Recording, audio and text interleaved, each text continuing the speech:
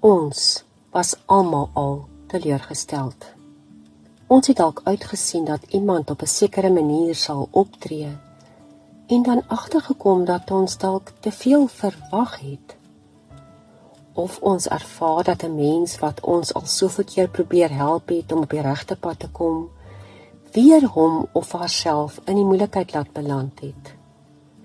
Kan ook wees dat ons gehoop het op 'n beter lewe, 'n uitkoms, genesing, herstel, vreugde, 'n aanstelling, bevordering, finansiële stabiliteit, net om dan diep teleurgestel te wees dat dit toe nie uitgewerk het nie.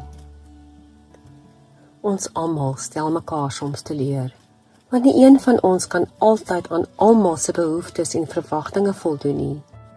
En ons kan ook maar net met ons beste bedoelings, suiwer intensies en opregte probeerslae doen wat ons kan doen. Dit het my weer laat dink hoe intens teleurgesteld Jesus ook maar in sy vriende moes gewees het. Hy leer en wys hulle hoe om die regte dinge te doen, om na mense uit te reik, om te gee.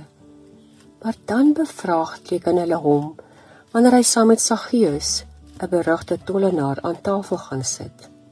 Of hoe teleurgesteld hy moes wees, toe hy hier op die einde agtergekom het, hulle weet nog steeds nie, waaroor alles gaan nie. Hoe teleurgesteld moes hy wees, toe hy in Getsemane vir hulle vra, dat hulle vir hom moet bid, maar toe aan die slaap val. En dink maar net, hoe seer moes sy hart wees, toe hy alleen aan die kruis sterf, omdat hulle eenkant en bang op 'n afstand gestaan het. Vandag dank ek hierdie Here Jesus dat hy, ondanks die duisende kere wat ek hom al teleurgestel het, nie sy rug op my gedraai het nie.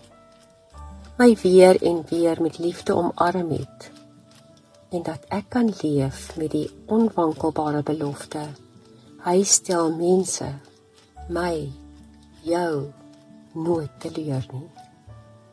Kom ons bid. O Here van genade, dankie dat ek weet, U weet hoe seer teleurstelling regtig voel.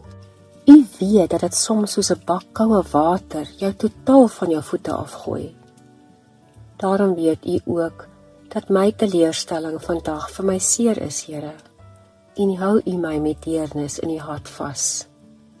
Leer my asseblief om my eie teleurstelling te verwerk in die diep wete dat U ondanks myself my oor en oor vergewe, liefhet en koester.